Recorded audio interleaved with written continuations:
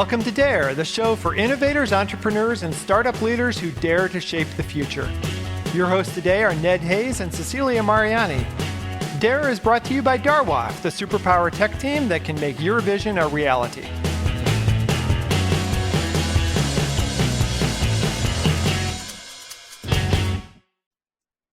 The DARE podcast is happy to welcome Dr. Amit Shukla to the show today. Amit is the Dean of the College of Science and Engineering at Seattle University. This STEM-focused college within the university is the fastest growing part. With over 100 faculty members in 8 departments, Dr. Shukla has also created a new Center for Science and Innovation for a student body of over 1,300 students focused on STEM. So we're really excited to hear his vision today for higher education and the social relevance of technology and entrepreneurship in the Pacific Northwest. So welcome, Amit.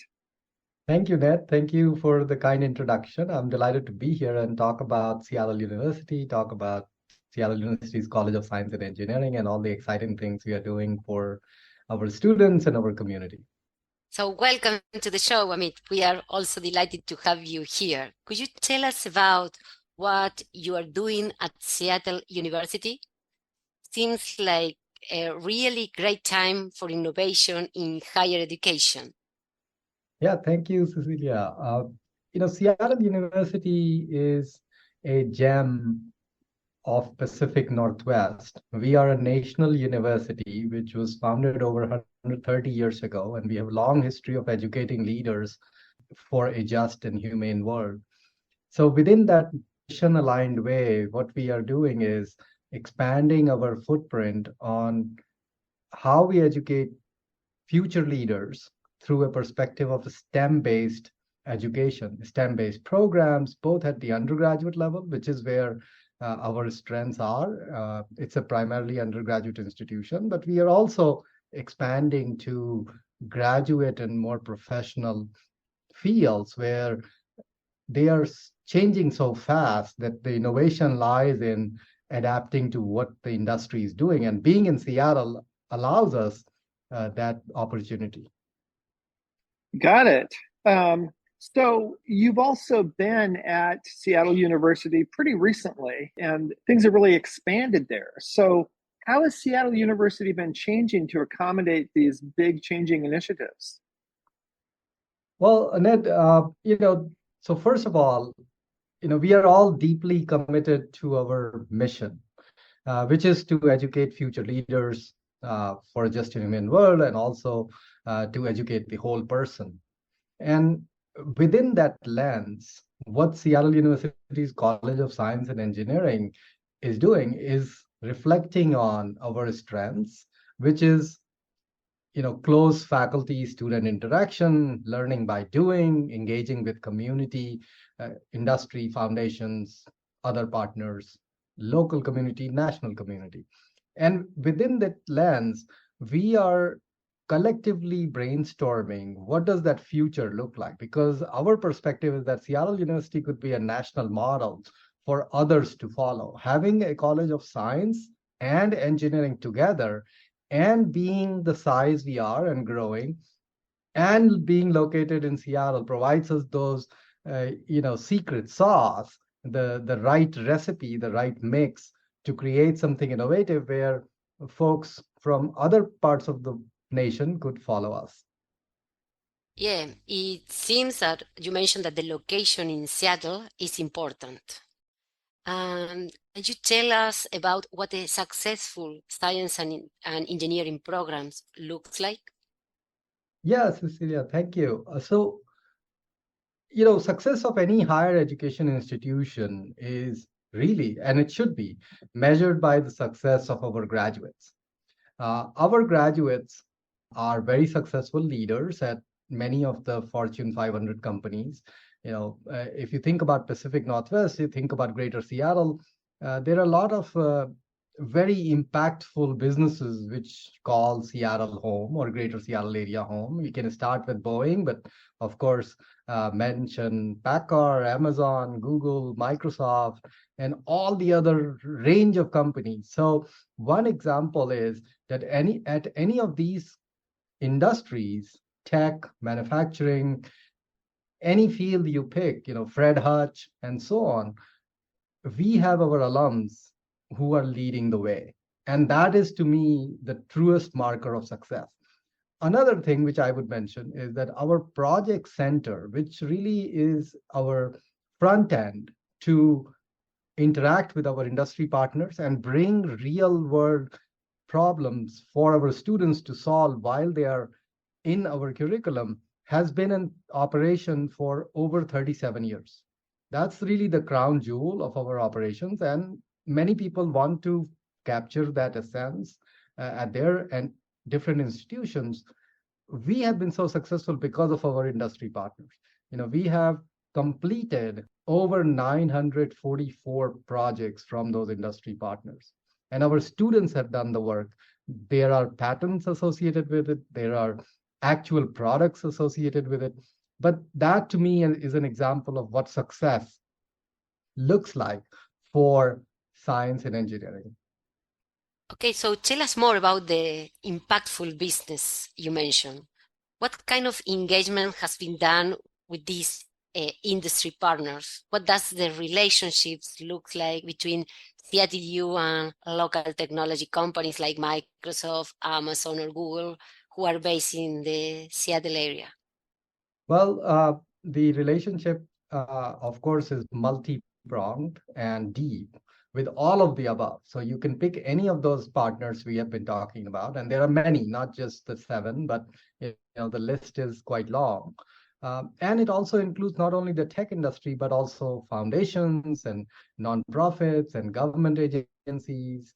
And the partnership looks like this. Some partners interact with us by recruiting our students for internships and full-time employment. Some partners interact with us by conducting research projects with us. Some partners interact with us by actually offering what we call senior capstone through that project center, which I just described. And others come to campus to recruit students for various opportunities. But many of these partners who have been working with us for over 50 years have been also investing in our facilities. So for example, we have our project center space was endowed by PACCAR. It's called PACCAR Innovation Center. And that is a partnership. That is the partnership which is grounded in a long time relationship. But that's just an example. And there are so many more. So partnership is both ways. Of course, our students are benefiting from these relationships, but also these enterprises are benefiting from what our students are doing on campus and also post-graduation when they go out and work for those employers. Many of these employers have hundreds of our alum working for them, because folks who come to Seattle University come from entire nation, including Hawaii and Alaska, but they stay mostly in Pacific Northwest. So we have a very strong, attractive pull in the region, and that's dictated by the dynamic ecosystem we have around us. Wow, that's great to hear. So along with the ecosystem of the technology and the Pacific Northwest, you also have the Catholic ecosystem. Catholic heritage is really important at Seattle University. It's a Jesuit school, and the Jesuits, were early explorers. There have even been multiple science fiction books about Jesuit explorers who go to other planets. So do you have any thoughts about kind of the Catholic or Jesuit urge to explore and change the world? Does that influence your STEM curriculum there? Oh, for sure. So Seattle University is the most innovative, progressive Jesuit Catholic institution. And let me talk a little bit about all of those. We have a core curriculum which every student undertakes, and that is grounded in our Jesuit pedagogy, Jesuit philosophy. So students, including the students in science and engineering, students have to think about their experiences, their context, think about ethics, how does it impact humanity, any action they are taking, and how do they take care of the planet, take care of our home, but also take care of the people. So that is already built into the central core of our educational enterprise. Everything we do, not just the core curriculum, but everything we do is guided by the Jesuit and Ignatian pedagogy principles of reflection and then acting based on those reflection exercises. Science and engineering is no different. I mean, science and engineering is really about solving big problems. And as we know already, science and engineering is truly a global and multidisciplinary enterprise, which makes it even more suitable for those Jesuit and Ignatian pedagogy principles to think about how would it impact a person either in the east side of Seattle or all the way across the world in Central Africa. We are providing our students avenues so that they can reflect, they can discern, but they can also be empathetic to other voices, be good team players, and support so that we can enhance the quality of life for all of us and take care of our planet. So within that umbrella, our brand of education is really guided by the Ignatian pedagogy. Our students, and like many students these days, are driven by purpose, and that helps because they are already asking the questions. So all we have to do is guide them through the experiences and partner with them in their educational journey. And it's wonderful to have a collaborative 27 Jesuit school in the nation, which share best practices, share concerns, and share solutions. So it's a good model to have that collaborative environment. But we are fully committed to those principles of Jesuit and Ignatian pedagogy. I would add, lastly speaking, Seattle University is a unique institution among all those Jesuit Catholic institutions because we are located in Seattle. We are also the most innovative and progressive institution. As an example, we are the only institution which has fully divested from fossil fuels, and that was recently accomplished. We are also the most socio-economically diverse campus in Pacific Northwest. Wow, good to know all that. Well, you know that I live in Córdoba, Argentina, and also here in Córdoba, we have a lot of influence of Jesuits and in our universities also. So, well, changing a little bit the topic, one big question that has been at the top of everyone's discussion list is AI. How is artificial intelligence changing education for you, for your students? Well, this is so relevant and timely. And, again, I keep going back to this statement. We are Seattle's university. We are in Seattle. And that changes everything. So early on in this year, we hosted a ethics and technology conference where we invited industry leaders, we invited advisor to the Pope, and we invited thought leaders to brainstorm what does it mean to have these emerging technologies of generative AI, of machine learning, and of what some might call general intelligence. And how do we really think about ethical way of interacting with them? So that's where we started. But that's not all. What we have also capitalized on that we have to embrace the ever-changing nature of technology. We have to embrace, and our community is ready to embrace. So all the students, faculty, and staff are engaged in the discussion. We invite external thought leaders at a regular interval. Just yesterday, we had a person from Microsoft come and talk about prompt engineering. Personally, I did not even know that term 6 months ago. But now we are talking about what does that mean and how can students be ready for those careers, which will be there when they graduate in a few years or in a few quarters. All I want to say is we are fully engaged. We are committed to fundamental principles of good liberal education, and that does not change. The thought process of critically acting and reflecting and research does not change. The tools are changing. So the generative AI and all these tools allow us to be more productive, but the question still has to be asked by the learner, by us humans. Is it the right thing to do? Or is it the correct information? Is it making us better human beings, making us better as a society? And that's really what the education is all about. So AI is changing education for sure, But in some sense, it's really not changing and emphasizing the true principles of higher education, which is to develop leaders, develop young people into thought leaders so that they can help, make the world a better place. Right. So I even have an idea that AI might take over all of the kind of easy technical tasks of software engineering and might lead to an era where the humanities, rise again, because currently AI can't write a good novel and can't really create the kind of creative output that actual human beings can do, but AI can certainly code. So, what do you think of that hypothesis? Do you see STEM programs integrating more classical humanities experiences? So, Ned, I think that's a very interesting question. First, let me say this. I am an eternal optimist when it comes to technology.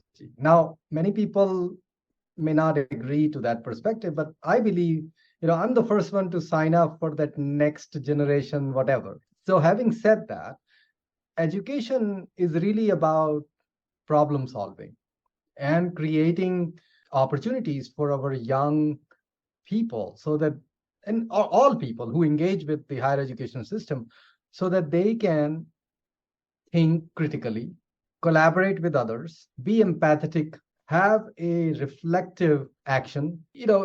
That is to me what real education looks like. Now, if we look at future, or it's a very big risk, but if we try to predict what's happening in future, these problems which we are seeing would actually be inherently multidisciplinary. Think about, we are in Pacific Northwest, so we have to think about climate change.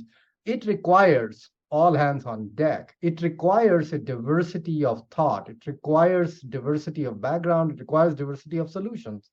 So to make that happen, AI can help us, or this generative AI and other such tools can help us be more productive. But they don't take away from the fact that we have to talk to an economist. We have to talk as a technologist to an artist. We have to communicate to a marketing team. We have to all come together. So the way I would rephrase this is we will need new skills in how we interact with technology, but the fundamental principles of what makes a higher education valuable does not change. So to go now to the question you were asking, AI, yes, software engineering, is the first group which might be affected, but AI will actually, or these generative tools and other tools will actually impact all disciplines. So every discipline will have to evolve and come up with a way to work with technology.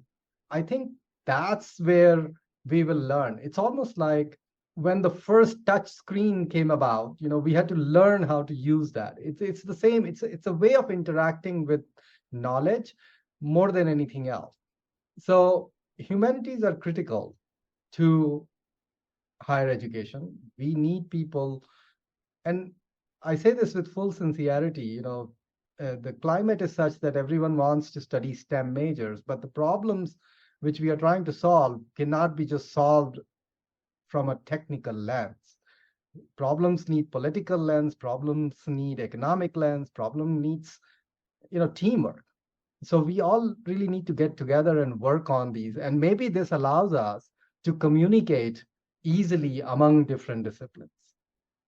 So, and speaking of AI in the future, what kind of jobs do you think future students will have after they leave college? As you mentioned, roles like prompt engineering didn't exist 3 years ago. So what new roles will exist for your students in the future? Yeah, I think this is a hard one. I mean, I think, there is always going to be a role for STEM majors because we live inherently in a highly digital, highly technology infused society. What they do as a mechanical engineer or as a computer engineer might change. So, for example, I go back to when I was a student, that was a few decades ago. We used to use drawing boards. We used to create drawings, and then literally by the end of the day, we had these big sheets of paper which would have our designs, and a lot of those skills were really transformed even as I was going through college in the 4 year span back in India. And by the time I was graduating, we all had to learn, computer interfaces for the same task. It's the same idea here.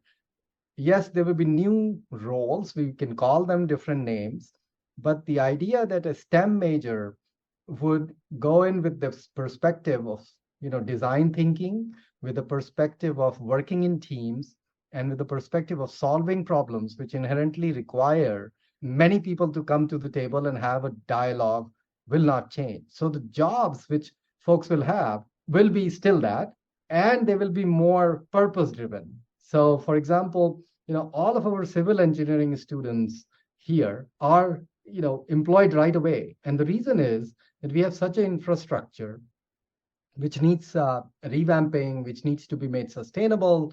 And there is a shortage of folks studying civil engineering. There is a shortage of folks who actually study civil engineering and also understand computer science. So maybe the jobs of the future will be at the intersection of these different disciplines, where a person who understand technology but also understand, say, creative writing would be much more ready for the future. Right. So you just mentioned purpose-driven work. And I know that you actually have a background in that. When you were at Miami University, you led the Miami University Center for Assistive Technology that identified social problems and developed engineering solutions. So I'd love to hear more about what that center was about. Oh, thanks. That definitely brings back good memories. So yeah, before starting in this role at Seattle University, I was at Miami University for almost 22 years. And there, what we also recognize that young people are driven by purpose. So this center which I established was really a brainchild of my students, and they get the full credit. They came to us many times saying, we want to do this problem. Can you help us? We want to solve this challenge which we are facing in the community, or someone they know is facing in the community. So we listened to them. We used to provide, some kind of opportunity for research experience or project-based learning experience, but then we organized it in a way that it became a center for assistive technology. The idea for that center was to do use-inspired research. And let me give you an example. So we had many programs, we still do, they are expanding on that. But when I was there, we would ask the students, what problem do you wish to solve under an umbrella of theme? So let's say the theme was assistive technology, and it's a very broad brush of things. A group of students came to us and said, well, we really just want to modify the wheelchair. Okay, so that's fair. It's within the constraints, and we would then ask probing questions like, what do you mean? Why?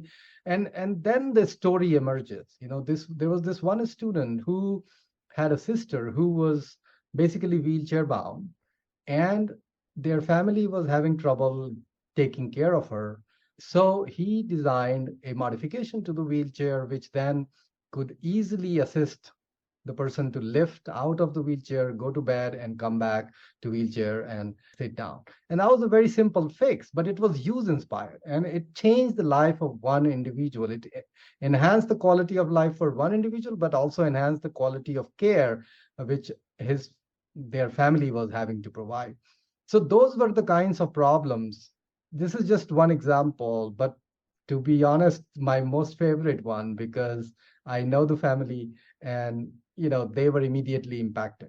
Now, what happens after that is that this was also an opportunity to do some IP around it.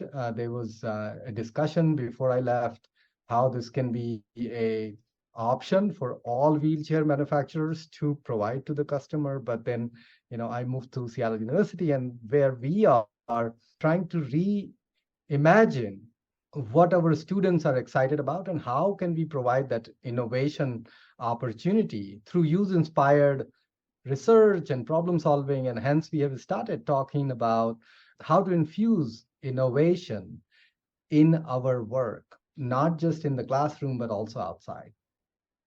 Yeah, and any plans to engage with social issues in the same way they are in Seattle? Yeah, and I mean, we already do. So, for example, the project center, which we mentioned, also sponsors projects from local community. And many of the times, those projects come from minority-owned businesses. We have a Center for Sustainability, which is, of course, talking about the big question of climate change and sustainable processes there.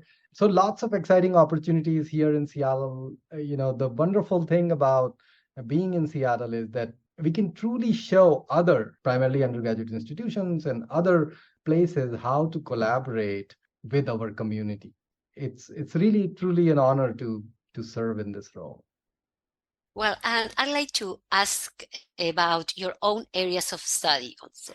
Online, we discovered that you are an expert in robot and human interaction, that you study nonlinear dynamics. Please tell us about your research. This sounds very interesting. Oh, thank you, Cecilia. Yeah, so my background is, as you said, I'm a mechanical engineer by training, but my PhD was on the topic of nonlinear systems, so nonlinear dynamics. It's a study of systems which don't behave the way you would expect them to. And we worked on many projects. And one example I'll share, this might make sense here for this audience. We were working to help doctors decide between doing deep brain surgery or prescribing a medication for Parkinson's patient.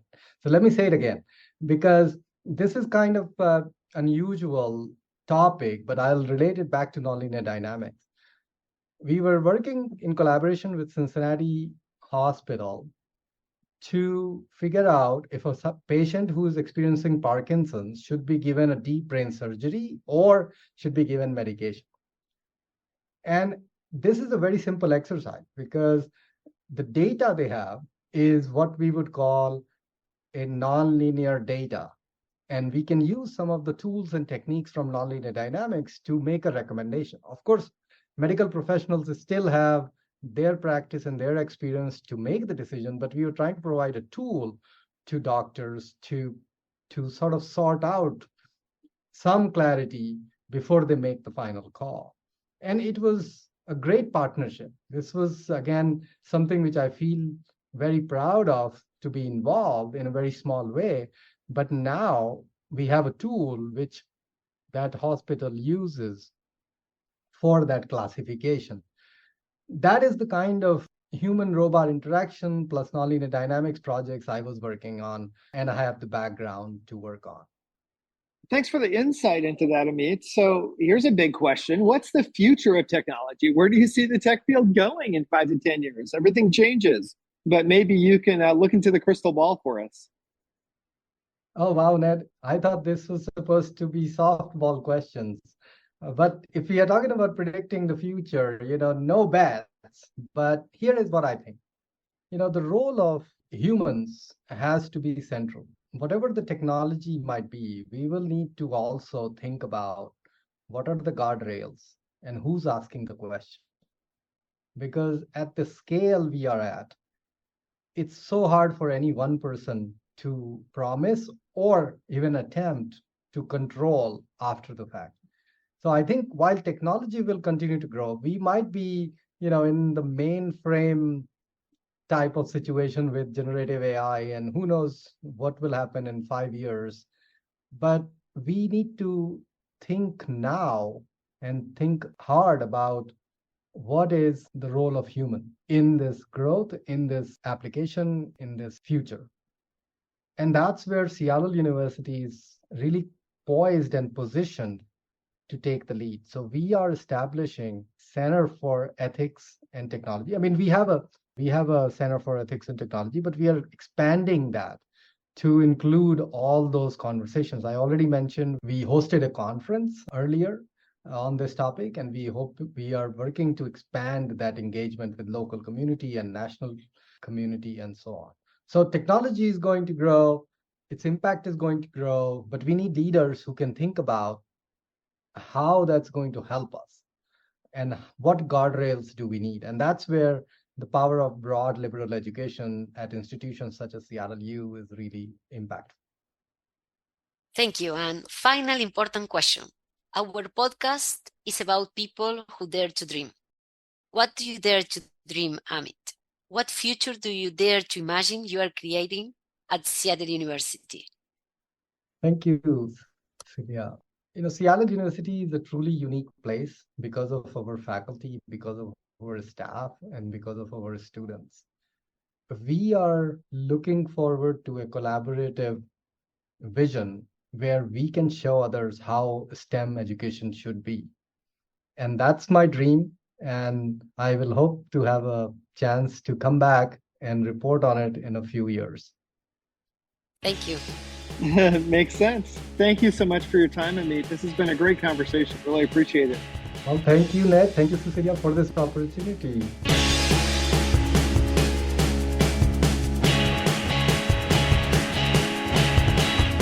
Thanks to our guests today for their great insights on DARE, the podcast for innovators, entrepreneurs, and startup leaders. If you'd like your story to be featured on DARE, just contact us at info@darwaft.com. DARE is brought to you by Darwaft, the tech team that can make your vision a reality.